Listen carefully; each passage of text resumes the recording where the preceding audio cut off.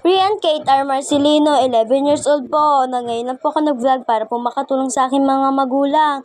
Sinabi po ni mama ay kakain na po, kaya tumayo na po ako at nagunat-unat na po. At sinabi ko po kay mama ay kukunin ko lang ang aking damit dahil maliligo rin po ako pagkatapos ko kumain. Pasensya nyo na po ang aking mga damit dyan dahil kusot-kusot po. Pumunta po kasi po kami ng Bicol. Noong una po, pag-alis namin ay nakatupi na po yan. Ngayon hindi na po.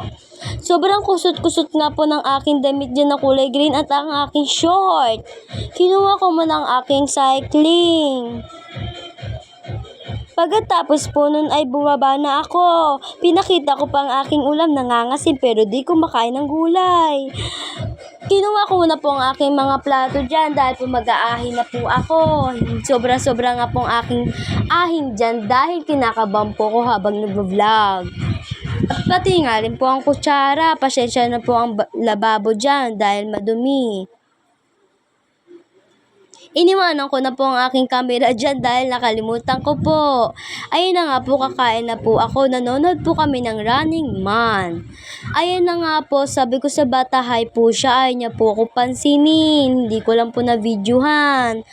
Ayan po, napakulit ng bata. Ayan na po, nag-hi na siya. Sumisigaw-sigaw po siya nun at di ko rin po na-videohan. Ayun lang po, tapos na po ako kumain. Bye!